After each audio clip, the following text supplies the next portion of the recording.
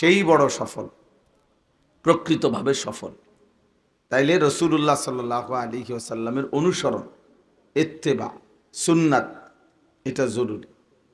আজকে যত দিন যাইতেছে ধীরে ধীরে এই নতুন প্রজন্মের ছেলেরা, কিশোর, তরুণ, নওজোয়ান, যুবক, যুবতী, এরা আপনার সুন্নাত টোটালি বোঝে না। বিষয়টারে একরকম তাদের কাছে অবাক করা মনে হয়। সুন্নাত কি? জিজ্ঞাসা করবেন আপনি মাথার চুল থেকে পায়ের নখ পর্যন্ত, তোমার শরীরে নবী সাল্লাল্লাহু আলাইহি ওয়াসাল্লামের একটা সুন্নাত কি বলো, বা আছে তোমার মাঝে? হে চিনিও না, জানেও না, জানেই না।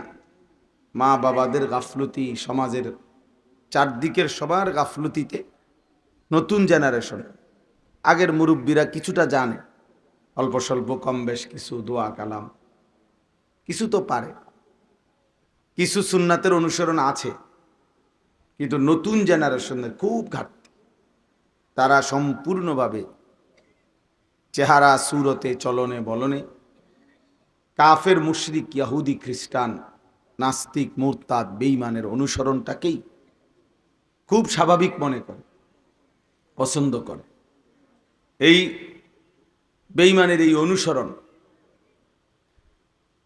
দুশ্মনের এই ধারাবাহিক অনুসরণ কোরআনুল কারীমের মধ্যে স্পষ্ট আল্লাহ তাআলা বলছেন, ইয়াহুদি, খ্রিস্টান এবং বেঈমানের সাথে যার বন্ধুত্ব, আল্লাহ তাআলা নিজেই বলছে সে তাদেরই অন্তর্ভুক্ত। নবী সাল্লাল্লাহু আলাইহি ওয়াসাল্লামও বলছেন সে তাদের অন্তর্ভুক্ত।